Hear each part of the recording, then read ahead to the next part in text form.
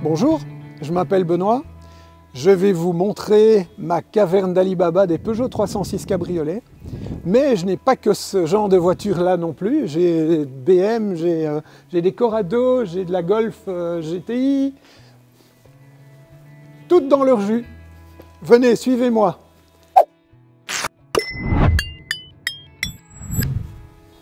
Ici, vous allez trouver une petite 318 IS qui est dans son jus, qui a déjà quelques années. Elle est à l'entrepôt pour être donc tout à fait restaurée. Et on a toutes les pièces pour le faire. Alors j'aime beaucoup les Beetle, donc certains diront que c'est vraiment pas une bagnole géniale, mais je trouve que cette voiture a quelque chose. Donc voilà, il y en a quelques-unes qui sont prêtes à être restaurées.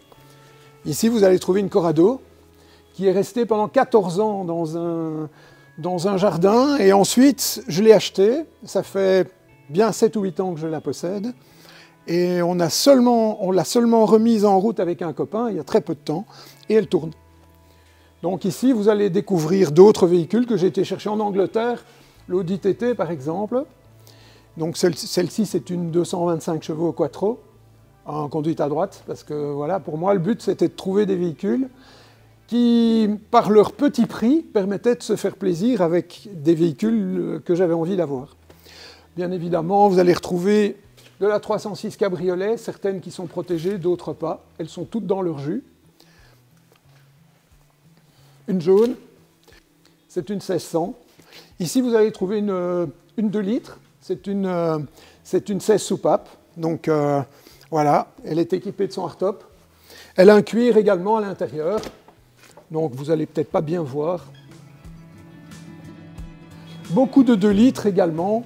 Donc en phase 1, parce que j'affectionne beaucoup cette motorisation-là. Mais il y a d'autres modèles qui me plaisent également, donc comme la E36.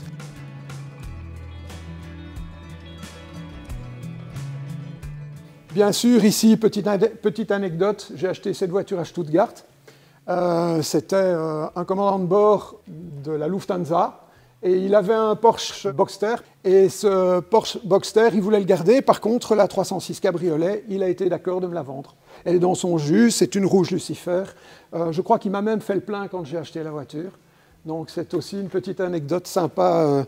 Quand les gens sont accueillants, eh ben, ce sont des voyages formidables parce que ça permet de rencontrer du monde. Et ces personnes vous font découvrir un peu de leur histoire.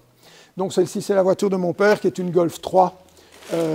TDI, cabrio, mais voilà, donc je n'ai pas souhaité m'en séparer ici à la sortie.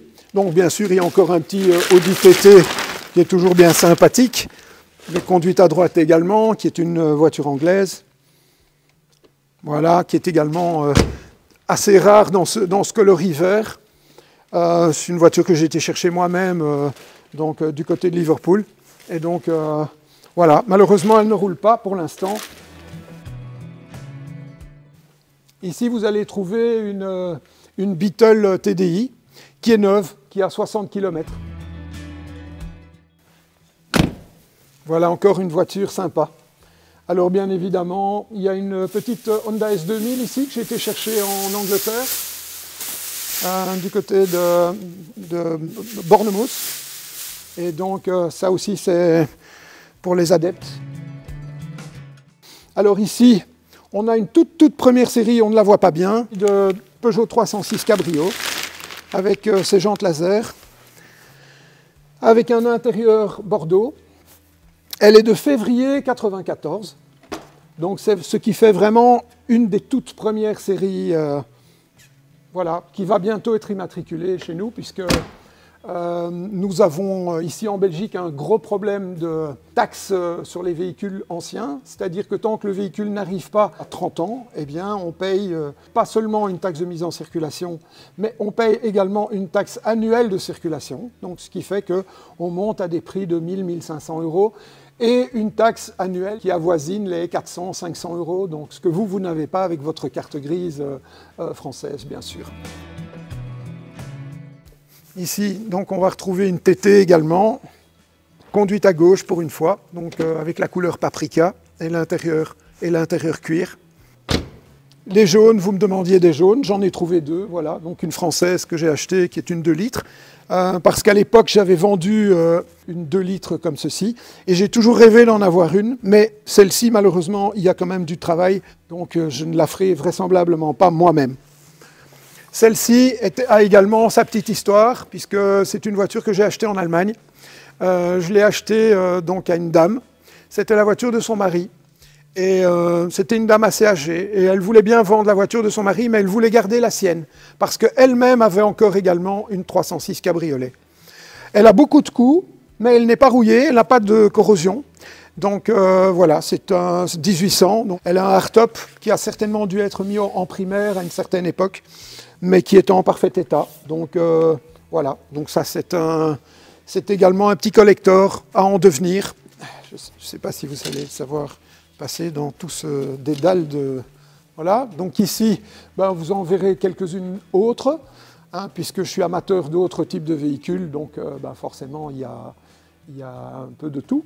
Et là, je vais vous emmener voir une 306 jaune Vermeer, qui est quand même une des pépites de l'entrepôt, qui est un véhicule en 2 litres 16 soupapes, qui a quand même parcouru 200 000 km, mais c'était une dame qui roulait avec cette voiture et elle est tout à fait en ordre. Voilà, donc elle a son hardtop, donc elle n'a pas le cuir, mais sinon, mis à part ça, c'est vraiment une voiture vraiment géniale. Alors, par ici, je vais vous présenter d'autres 306 également, donc que vous allez en voir certaines donc, en phase 1, en phase 2, de nouveau une jaune Vermeer, une rouge Lucifer et une rouge Vallelunga qui est quand même assez rare à trouver. Elle est équipée avec des superbes jantes de Gutmann qui étaient à l'époque montées sur une 205 GTI, et la personne en fait m'a vendu la voiture avec ces magnifiques jantes qu'il avait posées sur sa 306, et donc il ne savait plus rien en faire, donc finalement il m'en a fait profiter. Maintenant je vais vous emmener voir un petit détail sur une 306 première série, puisque celle-ci également est de 94. Bon, je ne pense pas que les jantes soient d'origine, c'était des jantes Benetton, mais elles ne sont à mon avis pas d'origine. Par contre, ce qui a d'origine complètement, et c'est assez rare à voir, ce sont ces phares qui sont ces phares Carello, qui possèdent une petite plaque en synthétique à l'intérieur du phare, certainement pour donner une courbe au rayon de lumière et de luminosité. Et donc ici, on le voit très très bien, ils ont vieilli, ils ont jauni, mais ce n'est pas forcément désagréable. Voilà, il est très compliqué de trouver des doubles paraboles en occasion. Tant que ces pièces ne seront pas refabriquées, forcément, on devra y mettre le prix afin de les trouver, quoi. Je vais vous montrer d'autres véhicules que j'ai également ramenés d'Allemagne ou d'autres pays. Alors ici, c'est la première 306 que j'ai ramenée d'Allemagne, que j'ai trouvée chez un démolisseur. Elle était montée sur un 4x4 dans le fond d'une casse. Et la voiture n'ayant pas beaucoup de kilomètres, j'ai dit, bah, écoutez, j'aimerais la sauver. Donc voilà, il n'y a pas de corrosion dessus. On l'a descendue, ils m'ont vendu ce véhicule. Voilà, je l'ai ramené en Belgique. Et la voici. Elle est stockée là depuis presque 10 ans. Alors une prune, ici également, la personne me l'a vendue en me disant « mon embrayage est foutu ». Sur un embrayage de 306, c'est un embrayage à câble qui est un double câble. C'est-à-dire que quand ce câble se relâche, eh bien, on a cette impression que la pédale est tout à fait au fond. Et donc ici, ben, j'ai simplement passé la première vitesse, je l'ai monté sur ma remorque, et donc voilà, il a fallu juste simplement changer le câble d'embrayage. Bon, elle est là également depuis quelques années. Ici, derrière, vous allez voir une petite Golf, puisque c'est également ma passion. C'est une Genesis, il y a eu donc 1000 exemplaires donc construits sur ce véhicule. C'est un véhicule qui a 119 000 km. Et chose qui est assez paradoxale, c'est qu'en Allemagne, quand vous désimmatriculez un véhicule, c'est indiqué au niveau de la carte grise. Ce qui permet de se rendre compte directement d'abord du nombre de propriétaires qu'a eu le véhicule, mais également à la date où le véhicule est sorti de son immatriculation. Et c'est un véhicule qui a roulé de 94, donc c'était une voiture qui a dû être vendue tardivement, puisque les dernières Golf sont sorties en 93, et elle est sortie donc 10 ans après d'immatriculation. Donc en 2004, ce véhicule est sorti d'immatriculation et c'est noté sur la carte grise. Donc voilà, ce véhicule n'a plus bougé depuis. Alors derrière vous, vous allez trouver une Golf 3 VR6 également qui est fort recherché pour les amateurs. C'est un véhicule qui vient d'Espagne. Nous avons commencé les travaux, mais nous n'avons pas encore terminé parce qu'il nous manquait une pièce importante qui était l'aile avant droite, qui ne correspondait pas au système d'aile plus récente, puisque le clignotant n'est pas de la même forme, et donc ça nous posait un problème. Donc celle-ci, par exemple, est une 306 cabriolet que j'ai été chercher en Allemagne. Donc, bien évidemment, vous voyez ça avec du stock de partout, des choses qui sont posées sur le véhicule. Donc, elle a le cuir amarante. C'est une 2 litres 16S, ce qui m'a plu beaucoup parce que la personne ne l'avait pas stipulé dans son annonce. Elle est d'origine. Des jantes comme celle-ci, je les ai déjà vues monter sur d'autres 306. Donc, ça ne m'a pas effrayé outre mesure. La voiture est en bon état. Voilà, donc un de ces jours, elle aura droit à une courroie de distribution, à une pompe à eau et puis à reprendre la route d'une manière ou d'une autre. Donc c'en est une certainement que je garderai dans le futur. Voilà. Donc je vous invite à me suivre. Donc ici, vous allez trouver quelques véhicules allemands que j'ai achetés. Petite 306 cabriolet rouge Vallelunga également, où j'avais décidé de changer l'intérieur. Donc j'ai commencé, malheureusement je n'ai pas encore fini, je n'ai pas terminé, mais donc c'est également quelque chose qui reste un projet, d'en garder au moins une dans mon lot. Alors venez voir, j'ai peut-être autre chose à vous montrer également, parce que forcément quand on aime l'automobile, on aime également les motos, on aime tout ce qui a 2 roues, 4 roues, et donc je vais vous présenter également une petite rareté Peugeot, c'est-à-dire un scooter des années 50, il est de 57, il est de première main.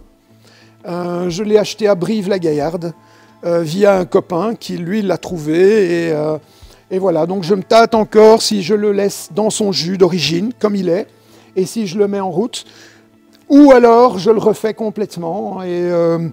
Et voilà, et ça en fera quelque chose de très beau également. Donc c'est un petit peu encore le point d'interrogation sur ce véhicule.